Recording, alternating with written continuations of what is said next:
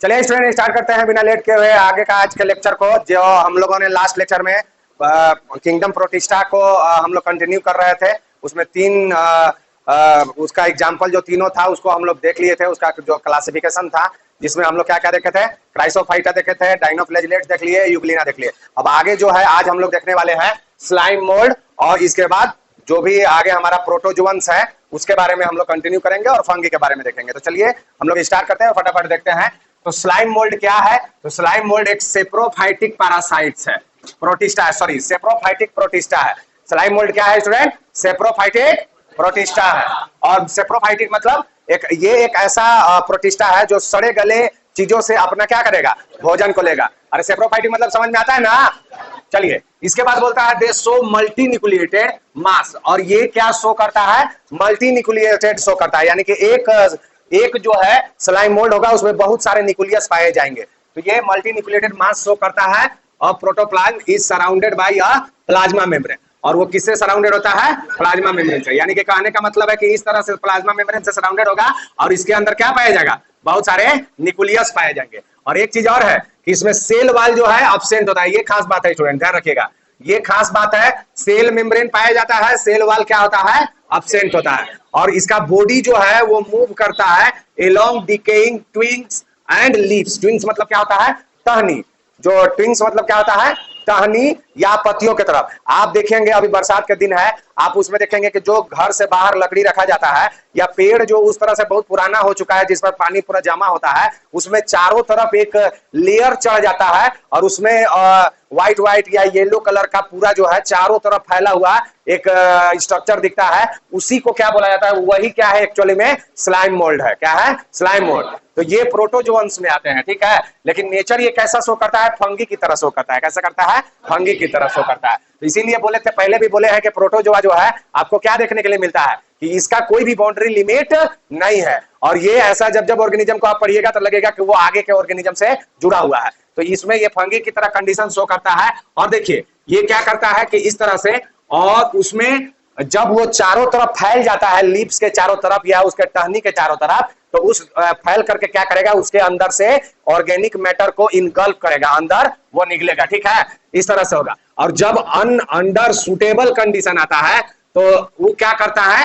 जब भी suitable condition आएगा तो वो प्लाज्मोडियम का निर्माण करता है। किसका निर्माण करता है स्टूडेंट? प्लाज्मोडियम। अच्छा एक चीज बात ये ध्यान में रख लीजिएगा कि ये जो प्लाज्मोडियम यहाँ पे बात कर रहे हैं और जो मलेरिया का पैरासाइट वाला प्लाज्मोडियम है उसमें अलग डिफरेंस है, पूरा आसमान और जमीन का फर्क है, ठीक है ना। इसलिए उस दोनों को आप ये मत करिएगा, एक ही मैंने जोड़ा है। बस ये समझिए कि जब सुटेबल कंडीशन आता है तो ये सब जमा हो जाते हैं और क्या बनाते हैं? प्लाज्मोडियम। देखिए ये वाला जब सुटेबल कंडीशन आ गया तो यहाँ पे क्या है? प्लाज्मोडियम यहाँ पे बनाया है। इस तरह से प्लाज्मोडियम का निर्माण किया है। और इसमें देखिए बहुत सारे न्यूक्लियस इसमें पाए जाते हैं। और इसमें जो भी पाया जा रहा है वो कैसा न्यूक्लियस है? 2n है और मल्टी न्यूक्लिएटेड स्ट्रक्चर है। तो ये जो स्ट्रक्चर आप देख रहे हैं यही प्लाज्मोडियम है। अब फिर क्या होता है कि जब अगर फेवरेबल कंडीशन आया तब तो ये क्या करते हैं? आराम से अपने आप को डिवाइड करके, जैसे एसेक्सुअली डिवाइड करके और आराम से अपना काम कर लेते हैं, ठीक है ना, अपने बॉडी को ग्रो कर लेते हैं। लेकिन जब भी अनफेवरेबल कंडीशन आता है, ये ध्यान में रखिएगा, अभी जो बात बताने वाले हैं ये काफी इंपॉर्टेंट है कि जब अनफेवरेबल कंडीशन आ गया, जैसे बरसात का समय खत्म हो गया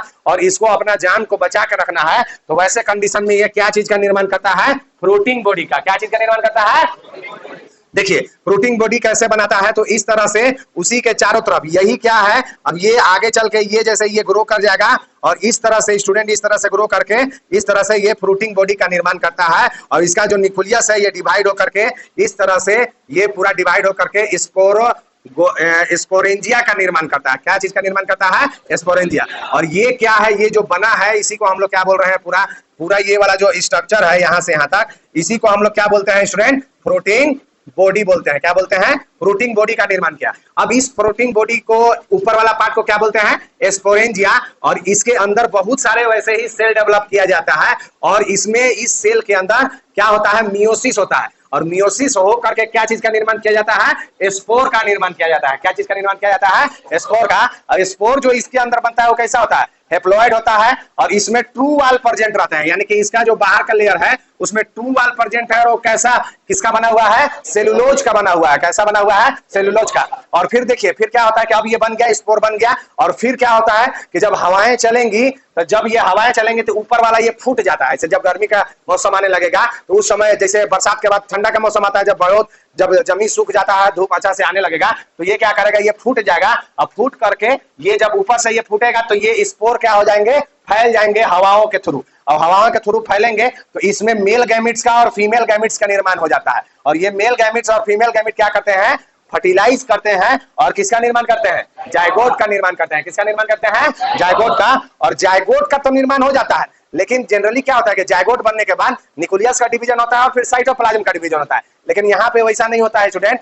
यहाँ पे क्या होता है कि साइटोप्लाज्म का डिवीजन नहीं होगा, खाली जायगोट के अंदर किसका डिवीजन चालू रहता है, न्यूक्लियस का डिवीजन चालू रहता है। इसलिए क्या होता है, यहाँ देखिए लिखा है कि कैरियोकाइनेसिस होगा लेकिन not followed by the cytokinesis. और जब मान लेते हैं कि साइटोप्लाज्म का डिवीजन नहीं हो रहा है, खाली न्यूक्लियस का डिवीजन हो रहा है, तो कैसा बन जाएगा, इस तरह का स्ट्रक्चर बना देगा ना।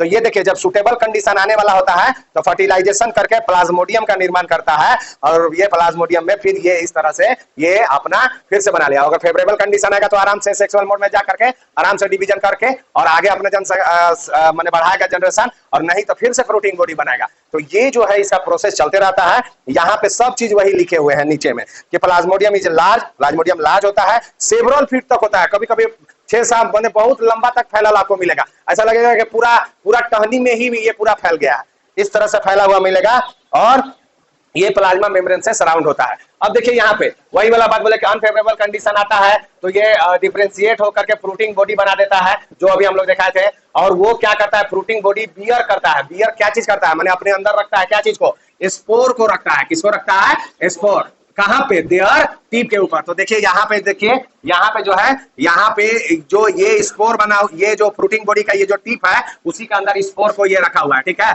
अब इधर आइए, अब यहाँ पे ये क्या है, तो ये समझ में आ गया। फिर बोलता है स्पोर पोजेस ट्रू वाल। ट्रू वाल जिसको अभी हम लोग बताए थे कि सेलुलोज का बना होता है यहाँ पे। इसके बाद spore are extremely resistance and survive for many year. अगर सुटेबल कंडीशन नहीं आया, बरसात बढ़िया से नहीं हुआ, तब वो बहुत सालों तक जिंदा रहता है, इवन अंडर एडवर्स कंडीशन। अब देखिएगा उसी लकड़ी को उठा करके फिर घर में रख दिया जाए तब पर भी ये जिंदा रहता है, समझे, बहुत सालों तक जिंदा रहता है, तब पर भी उसके ऊपर वाला लेयर रहता है। और जब तक उसको फिर क्या होगा, फिर कभी भी सुटेबल कंडीशन मिलेगा तो फिर से आराम से वो ग्रो कर सकता है। और जब ग्रो करेगा तो स्पोर बनाएगा और स्पोर बना के डिस्पर्स कर देगा कहां पे, हवा में, एयर करंट के थ्रू पूरा फैला देगा। तो इस तरह से स्लाइम मोल्ड के बारे में हम लोग देखे। तो स्लाइम मोल्ड हमारा ये कंप्लीट हुआ।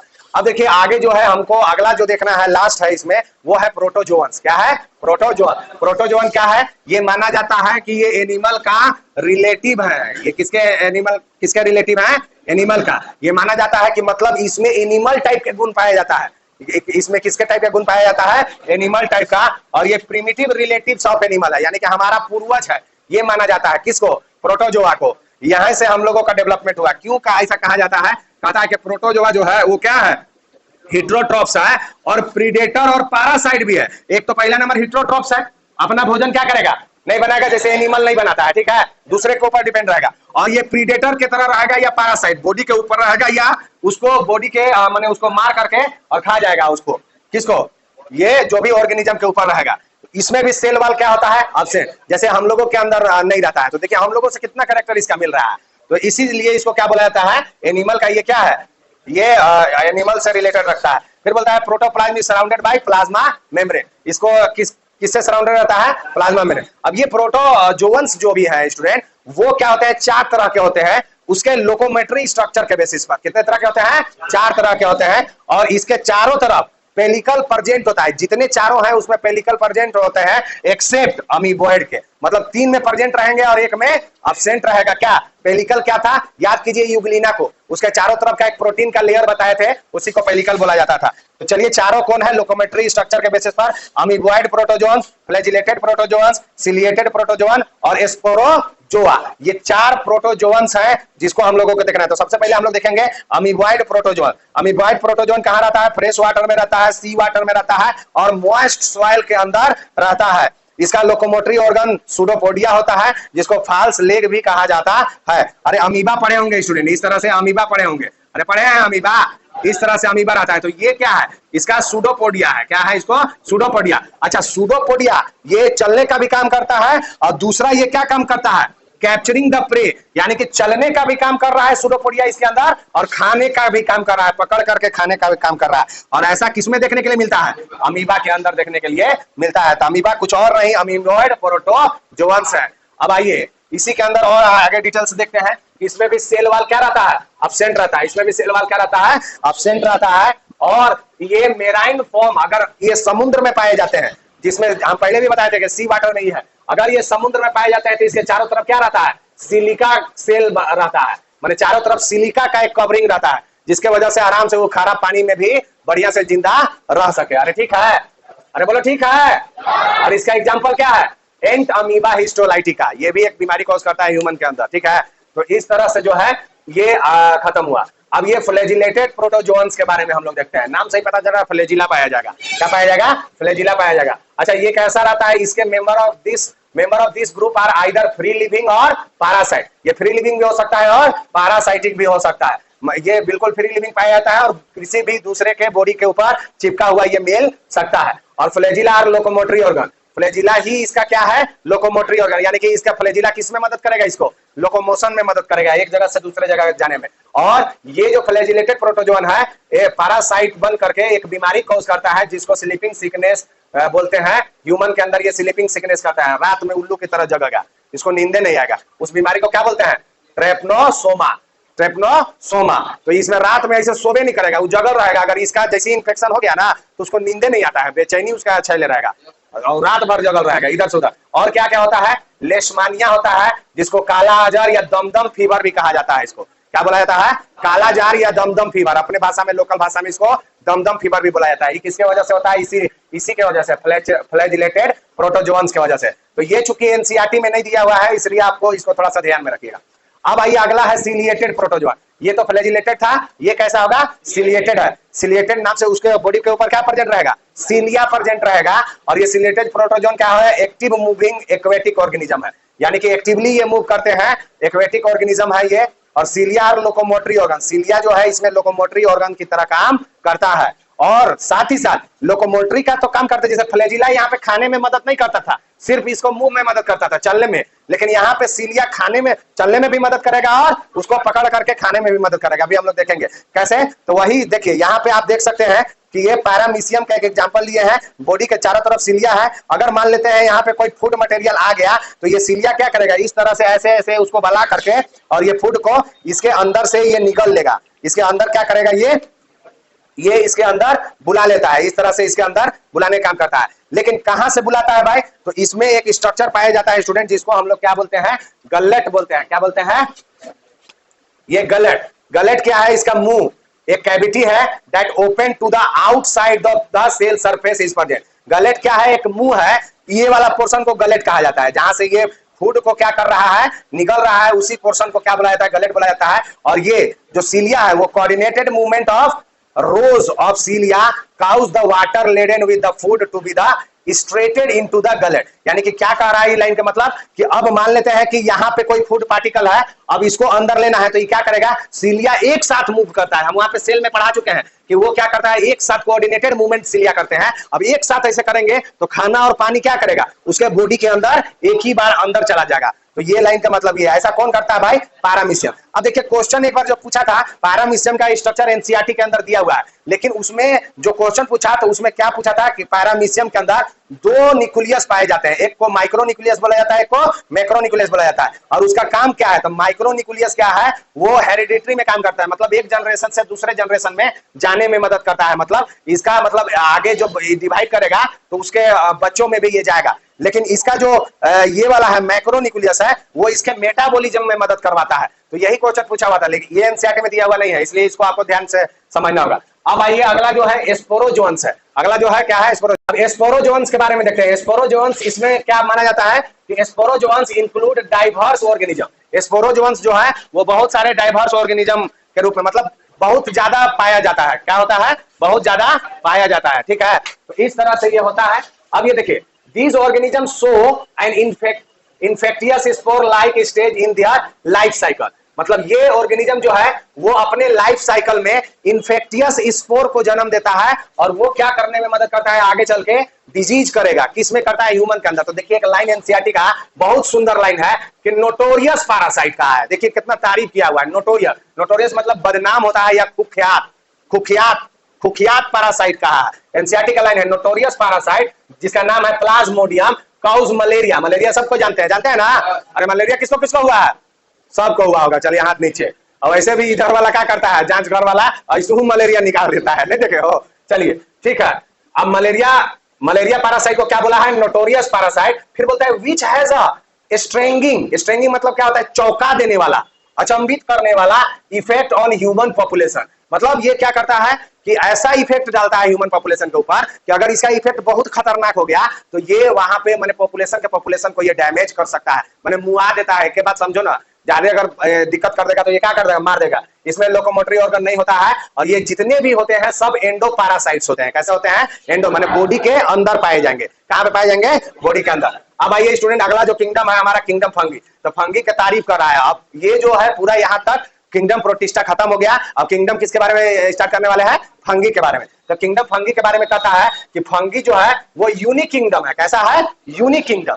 यानी कि ये यूनिक क्यों बोला हुआ है कि अभी तक क्या था, सब अपना अपना भोजन का व्यवस्था कर ले रहे थे, लेकिन अपना ये भोजन का व्यवस्था नहीं करता है। ये totally heterotrophic mode of nutrition को शो करता है।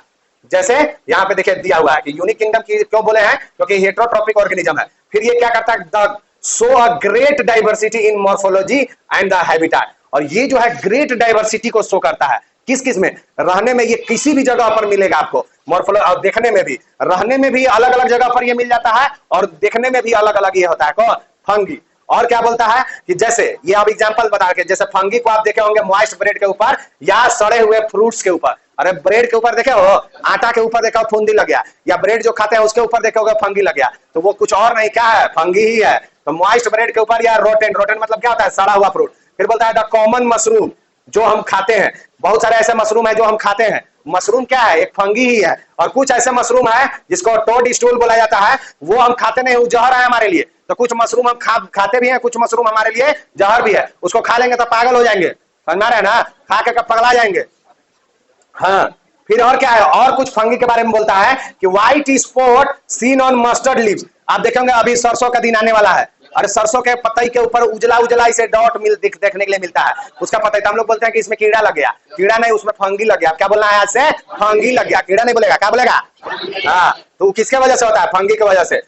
ये पैरासाइट होता है। फिर क्या, कुछ ऐसे फंगी भी हैं जो यूनिसेलुलर है। अरे वाह, प्रोटोजोआ, यूकैरियोट, यूनिसेलुलर को तो टोटल कहां पे रखा गया था, प्रोटोजोआ के अंदर में रखा गया था, लेकिन ये यूनिसेलुलर होते हुए भी इसको किस में रखा गया है, फंगी में रखा गया। इसका एग्जांपल क्या है, ईस्ट जो है यूनिसेलुलर फंगी है और वो किसमें, फंगी किंगडम में रखा गया है, यूकैरियोट्स होने के बावजूद भी। और ये खास बात है कि ईस्ट क्या करता है स्टूडेंट, ब्रेड बनाने में मदद करता है और दारू बनाने में, बियर बनाने में मदद करता है। यानी कि ब्रेड में आप देखे होंगे कि ब्रेड को जब ऐसे सेकते हैं तो फूल जाता है, आगे में रखिएगा तो ऐसे फूल जाएगा, तब ना ब्रेड को काटता है ऐसे। तो फुलाया कौन, ईस्ट। जिलेबी के अंदर सड़ करके वो इतना बढ़िया खास्ता कैसे हो जाता है, ईस्ट। समझ रहे हैं ना, तो ये सब जो है ईस्ट की वजह से हो जाता है। तो ये ब्रेड और बियर बनाने में मदद करता है। और कुछ ऐसे फंगी हैं जो प्लांट और एनिमल में डिजीज कॉज करने का काम करते हैं। जैसे कि एक एग्जांपल है, बाप रे बाप, कई बार पूछ चुका है ये, समझ रहे हैं ना, कई बार पूछ चुका है कि व्हीट रस्ट डिजीज जो है, यानी कि गेहूं के पतई के अंदर, पत्तियों के अंदर जो व्हाइट रस्ट लगता है, वो किसके वजह से होता है, तो एक पुसीनिया, कौन सा है, पुसीनिया फंगी है, मुसीनिया नहीं, पुसीनिया फंगी। ये पुसीनिया फंगी क्या करता है, गेहूं के ऊपर वो व्हाइट रस्ट करता है। कितना बार क्वेश्चन पूछ चुका है। तो आज हम लोग ये प्रोटोजोआ को खत्म किए, फंगी को स्टार्ट कर चुके हैं, कुछ कैरेक्टर उसको देख चुके हैं।